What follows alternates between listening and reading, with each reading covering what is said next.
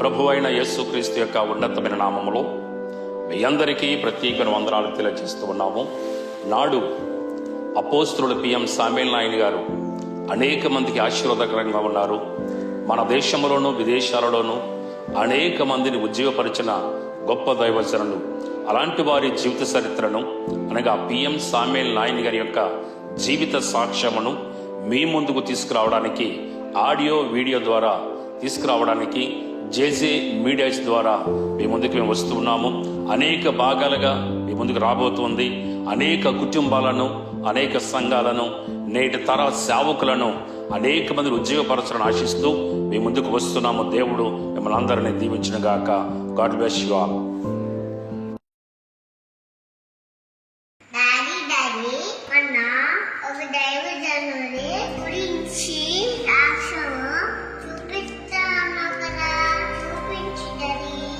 అవునమ్మా, మర్చిపోయాను. సారీ తల్లి. ఆయన ఎవరో కాదు, అపోస్తలుడు పిఎం సామ్యూయల్ గారు, ఇండియా పెంతెకోస్తు దేవుని సంఘ వ్యవస్థాపకులు. తప్పక చూపిస్తాను తల్లి, చూస్తావా?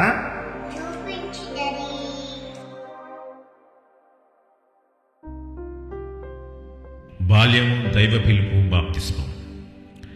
జీవిత చరిత్ర రాయడం అంటే చాలా కష్టమైన పని. కారణం ఏమిటంటే బాల్యంలో జరిగే సంఘటనలెన్నో కాలం జరిగే కొద్దీ స్మృతి పదము నుండి క్రమక్రమేపీ జారిపోతాయి, తెరమరుగవుతాయి. వాటన్నిటినీ ఏరుకొని కూర్చుకోవాలంటే సాధ్యం కాని పని. కానీ కొన్ని సన్నివేశాలు మాత్రం ఎన్నేళ్ళు జరిగినా చెదరకుండా, చెరిగిపోకుండా హృదయంలోనే శాశ్వత ముద్రలు వేసుకుంటాయి. అలాంటి వాటిని బయటపెట్టి వాటిలోని మేలు కీడుల్ని తన జీవితంలో వాటి ప్రభావాన్ని పాఠక సమాజం ముందుంచడం వారిని మేలుకొల్పడమే అవుతుంది. మరొకసారి తన జీవిత అనుభవాల్ని మనన చేసుకొని ఎంత అనుభూతిని పొందడం కూడా జరుగుతుంది. అందుకే ఎందరో మహానీయులు తమ జీవిత చరిత్రలను తామే రాసుకున్నారు. తరతరాలకు తమ జీవిత సందేశాలను అందిస్తున్నారు. అనేక మందికి మార్గదర్శకులు అవుతున్నారు. ఈ సదుద్దేశముతోనే ఇప్పుడు నా జీవిత చరిత్రను రాస్తున్నాను. ఒకప్పుడు ఎన్నిక లేని నన్ను క్రీస్తు ప్రభువు ఎన్నుకొని తన బిడ్డగా శాశ్వత కాలం ఉండునట్లుగా అభిషేకించాడు. బాప్తిసం తీసుకోవడానికి ప్రేరేపించి తన ఆశయాన్ని సిద్ధింపజేశాడు. పరిశుద్ధాత్మ శక్తితో నన్ను నింపాడు. ఈనాడు ప్రపంచంలోని పలు తావులలో ఆయన సంపూర్ణ సత్య సందేశాన్ని అందించడానికి సాధనంగా నన్ను వాడుకుంటున్నాడు. ఆ ప్రభువు నా నిత్య జీవితంలో చేసిన మేలెన్నో ఉన్నాయి. ప్రతి క్షణము తన ప్రత్యక్షతను చూపిస్తూ అనేక ఆత్మలను రక్షించుకుంటున్నాడు. ఆయన దివ్య ప్రేమామృత సందేశాన్ని అందింపజేసుకుంటున్నాడు. అద్భుతకరంగా ఎందరో రోగుల్ని బాగు చేసుకుంటున్నాడు. దుఃఖాక్రాంతుల్ని ఓదారుస్తున్నాడు. అనాథుల్ని ఆదరిస్తున్నాడు. అవిధేయుల్ని సరిచేస్తున్నాడు. అక్రమ జీవితాల్ని క్రమపరుస్తున్నాడు. అందరినీ తన వద్దకు ఆహ్వానిస్తున్నాడు. వచ్చిన వారందరికీ శాంతి సమాధానాలు అందిస్తున్నాడు. తను తానే సజీవునిగా కనబరుచుకుంటున్నాడు. ఇప్పుడు నాకు 71వ సంవత్సరం వచ్చింది. విజయవాడను సేవా కేంద్రముగా పెట్టుకుని వివిధ ప్రాంతాలలో సువార్త సేవను విస్తృతంగా చేస్తున్నాను. కొన్ని వందల మందిని సహాయ సహసేవకులుగా ప్రభువు నాకు అనుగ్రహించాడు.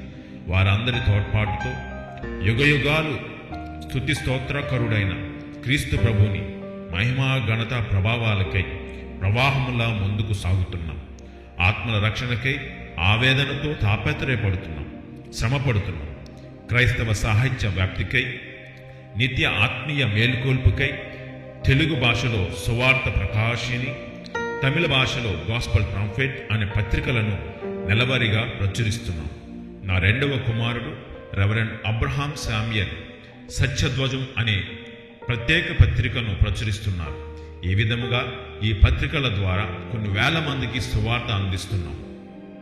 ఇప్పటికీ ప్రకటన గ్రంథము, ప్రవచన ప్రకాశిని, ప్రత్యక్షపు గుడారము, దేవుని నిత్య పథకము, లోకము యొక్క ప్రస్తుత సందిగ్ధ స్థితి ఒక ఫలితమేమి, హితోపదేశ సంక్షేపము, పునాది సిద్ధాంతములు, పరిశుద్ధాత్మ అభిషేకము, జీవజలము మొదలైన పుస్తకాలని రచించి ప్రచురించాం.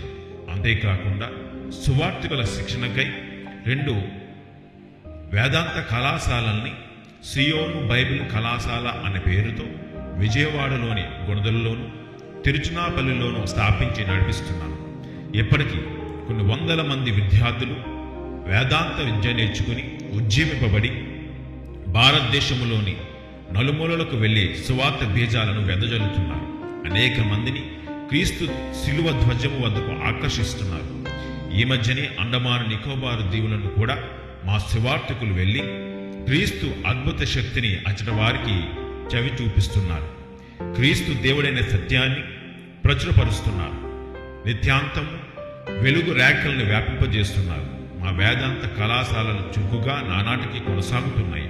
అందరికీ ఆహ్వాన గీతి పలుకుతున్నాయి. నేటి విద్యార్థులే రేపటి భావి భారత పౌరులనే నిత్య సత్యాన్ని గుర్తించి విద్యార్థుల సాంఘిక నైతిక జీవితాలలో వినూత్న మార్పు కలిగించి దేశ సౌభాగ్యానికై క్రీస్తు ప్రభుని మహిమకై వారిని తీర్చిదిద్దాలన్న పట్టుదల దీక్ష నిరీక్షణతో గుణదలలో సియోను హై స్కూలును స్థాపించాం. ఈ కార్యక్రమాన్ని నా కోడలు శ్రీమతి జాయ్ అబ్రహాం శామ్యుయల్ యువకులైన ఉపాధ్యాయుల తోడ్పాటుతో సక్రమంగా కొనసాగిస్తుంది. 1000 మందికి పైగా విద్యార్థులు అక్కడ చదువుకుంటున్నారు.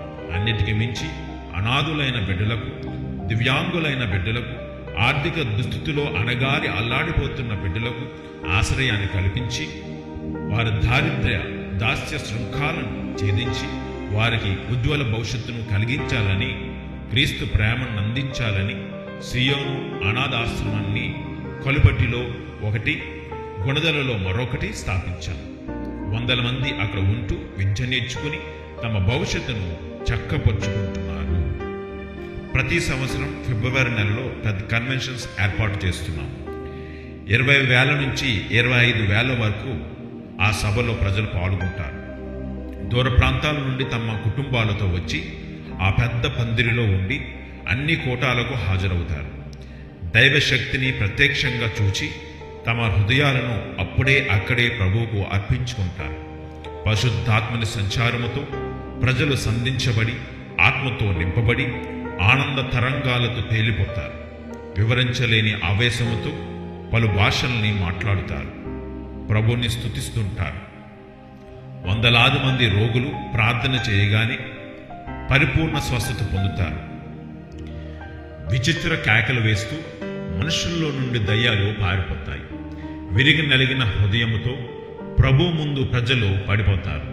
వర్ణించలేని శాంతి ఆనందముతో నింపబడి అణుచుకోలేని ఉజ్జీవముతో ఉత్సాహముతో ప్రజలు గొంతులు వేస్తారు. అదొక విచిత్ర అనుభూతి. క్రీస్తు ప్రభువుని మహిమ ప్రభావము ఆ పందిరిలో వ్యాపిస్తుంది. స్తుతి స్తోత్ర సునాద గీతాలతో ఆ పందిరి ప్రతిధ్వనిస్తుంది. విదేశ స్వదేశ మిషనరీలు దైవ ఆవేశముతో అందించే సందేశాలు ఆ సభలోని ప్రజల భయాన్ని, అనుమానాల్ని తొలగించి ప్రభువుకు బిడ్డలుగా ముందుకు సాగేందుకు మంచి చేతనిస్తాయి. ఈ విధంగా అనేక కార్యక్రమాలని ప్రభువుకు మహిమార్థమై కొనసాగించడానికి ఆయనే తన అపార కృప కనికర కరుణా వర్షాన్ని మాపై కుమ్మరిస్తున్నాడు. అన్ని విధాల తోడు నేడై మమ్మల్ని నడిపిస్తున్నాడు. పాఠకులైన మీ జీవితాలలో ఇంతకు మించిన ఘనకార్యాల్ని ప్రభు చేస్తాడు. అందుకు విధేయత అవసరం. మీకై ప్రభువుని ప్రార్థిస్తూ ఇప్పుడు నా గత జీవిత చరిత్రను ప్రారంభిస్తున్నాను.